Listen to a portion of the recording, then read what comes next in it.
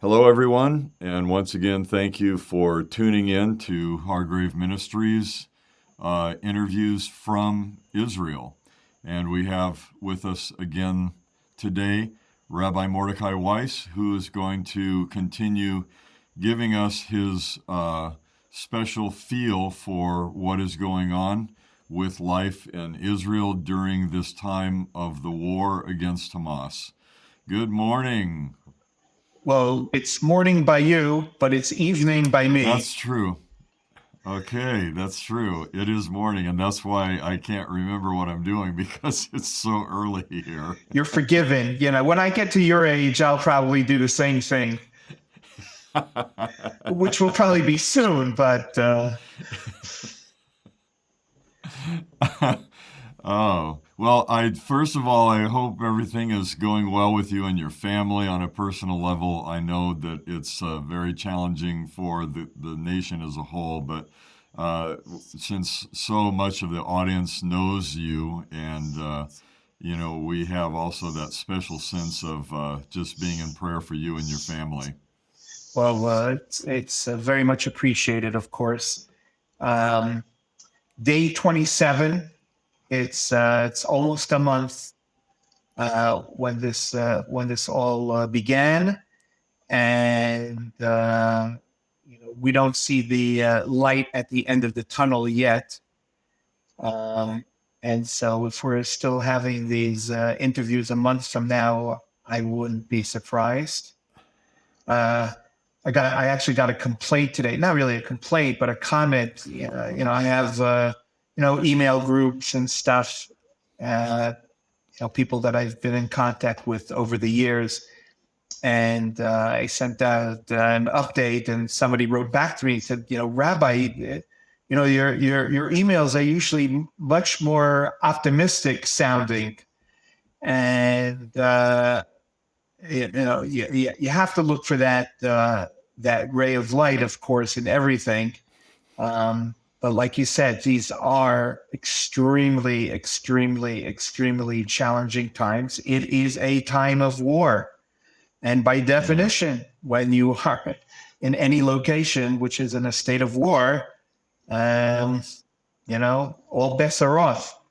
And like you said, it's not just a difficult time for the nation, which it is, um, but it is also, I believe, a difficult time for world Jewry, Hmm. um, and it is also a difficult time for individual families.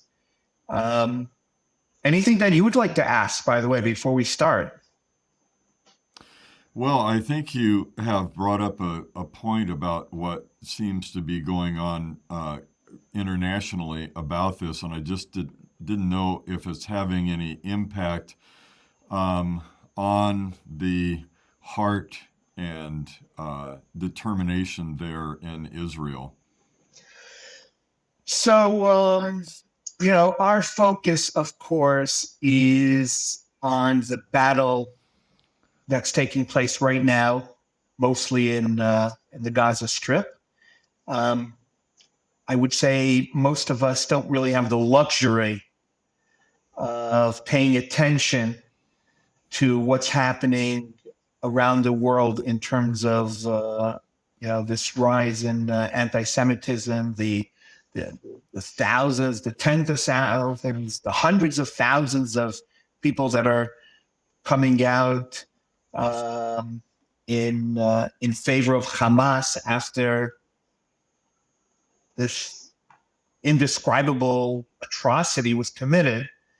Um, but here in Israel, over the years, we of course have been aware of a rise of anti-Semitism in different parts of the world, and so the fact that it is flaring up to the degree that it is now, is not a surprise, but it's not new. Um, Hmm. and so again, it's always been there to some degree, sometimes better, sometimes worse. Um, Unfortunately, over the last couple of months, just before this outbreak, Prime Minister Bibi Netanyahu, he was in the United States, met with President Biden. There's all kinds of talks about, a bettering of relations between Israel and Saudi Arabia. And, and here we are a month later, and, that's not the conversation right now. So it's of course, it's disappointing to say the least, but, I don't know if this is going to come out right, but, we have bigger problems right now. Again, not to say that anti-Semitism isn't the problem, but the battle that we're fighting against Hamas now is not the battle against anti-Semitism. It's the battle for our home. It's a battle for our lives. So once we win this battle, then, of course, we will continue with all the other battles that will continue to face us. I was just having this discussion today with a friend of mine, and he said, the sad thing is that, even when this is all over and, we defeat Hamas and there's no more Hamas or whatever, but there's always the next guy, there's still Hezbollah, and there's still, the guys that are shooting missiles at us from Yemen. And so there'll be other battles for us to fight along the way. But right now, we really, really need to be focused on the immediate battle at hand, and that's the battle that's taking place right now in Gaza, the defeat of Hamas. Mm-hmm. Well, it's important to me that there be a feeling for you, yourself, as well as Israel as a whole, and the Jewish people, even throughout the diaspora, that this part of this is the media, and they're only showing aspects that they want to promote, and they're not showing the tremendous depth of support and outpouring of not only, sympathy and tears for what transpired on the 7th of October, but also, generally speaking, for Israel. The love for Israel is very deep within many nations and peoples throughout the world. And of course, they're not going to show that, but the feeling of that is here. I mean, to me, it's palpable. The expression of support and faith for Israel in this process, and the understanding, like you're saying, this is a fight for life in the country altogether. This is untenable. It cannot continue the way it has been, and so there's many looking forward to this being an end, at least, of this battle with Hamas on the Gaza border. And one of the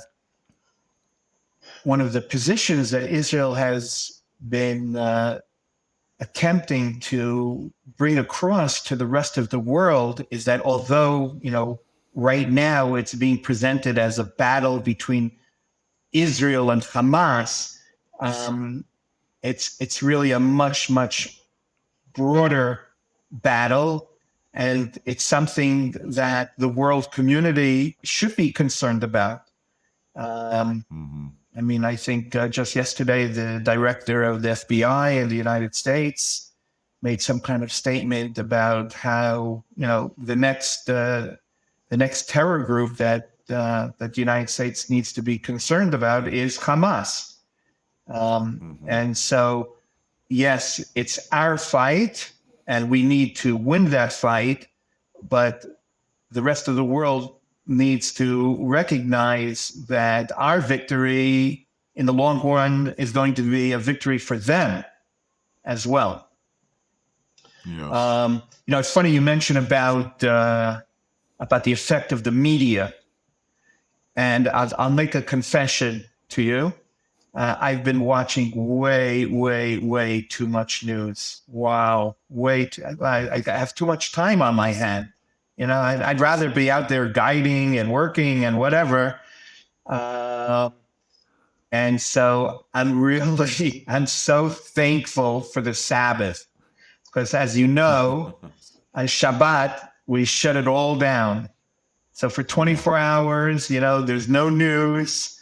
Um, Although our rabbi of the community has instructed us that we should all keep our telephones on.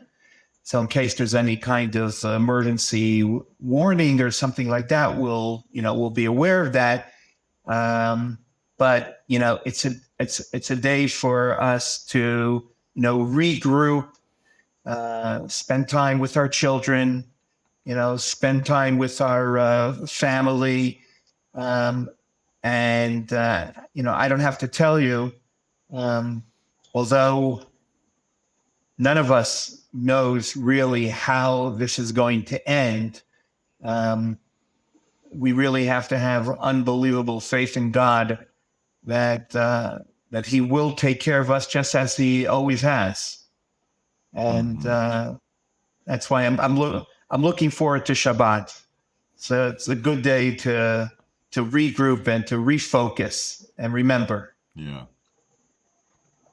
Yeah, that's true. It's always been the salvation of the Jewish people throughout the whole time of diaspora and before is the Shabbat. And we will be realizing you're in this time of rest and unplugging, and make sure that we have extra prayer going up during these hours of Shabbat.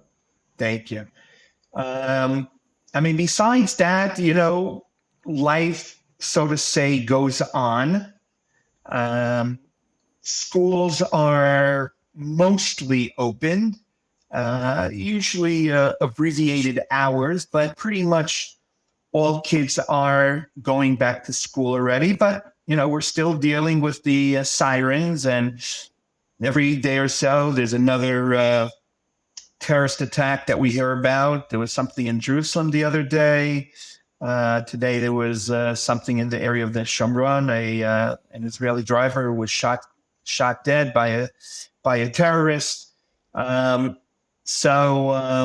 It's still an extremely tense time here, and everybody is chipping in. It's just amazing. Some of the things that you see, everybody going out to the farms to harvest the tomatoes and the avocados and, all the fruit and vegetables that need to be harvested, but there's nobody around to harvest them.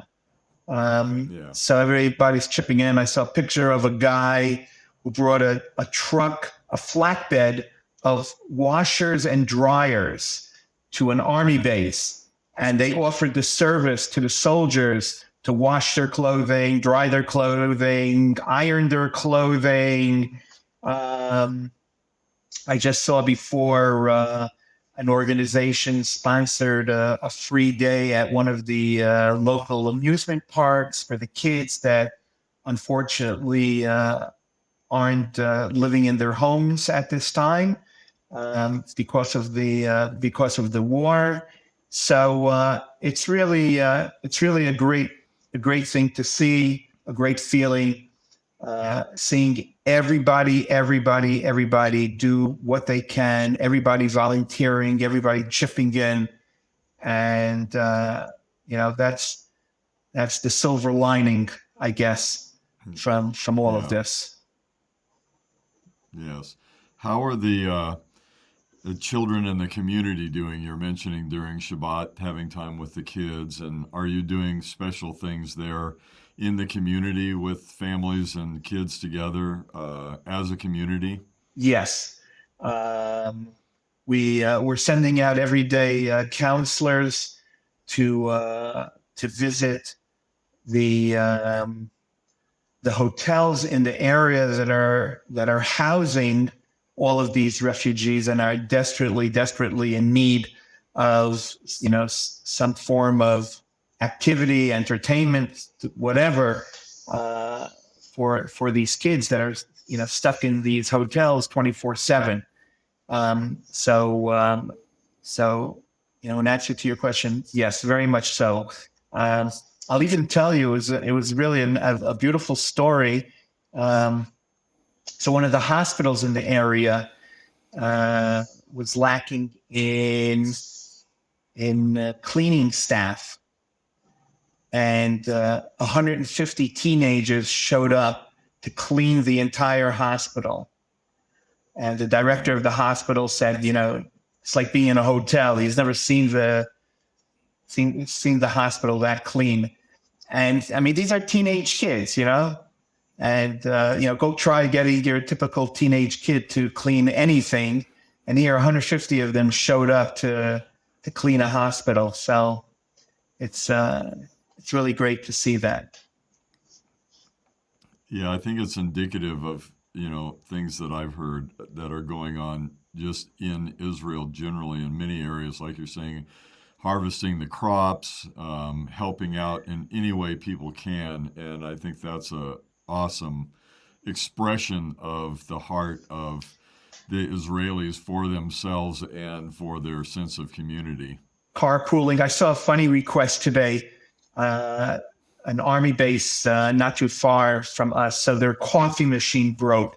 So they sent out word, does anybody have a spare Nespresso coffee machine that they're not using that they can, send over to the base? And, I'm sure it was done, because... Yeah,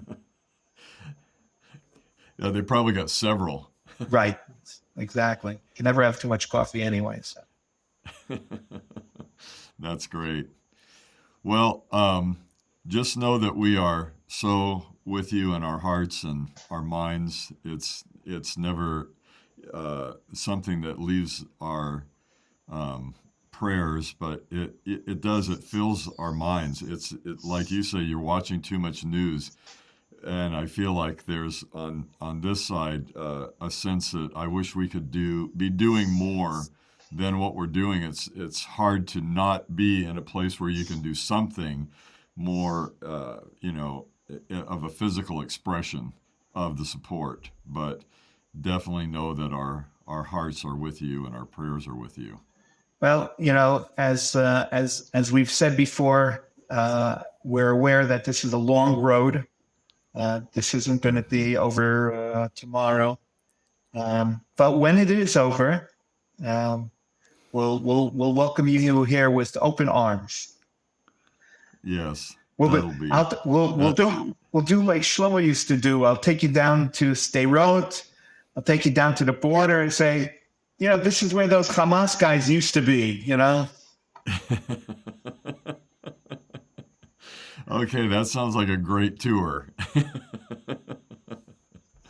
All right. Well, thank you so much again, and I'm sure we'll try to put another session together where we can keep in touch with you and what's going on. But I really appreciate it, Mordecai, and have a wonderful, wonderful Shabbat. Thank you for all your prayers and love to the family. Okay, thank you so much. Shabbat Shalom.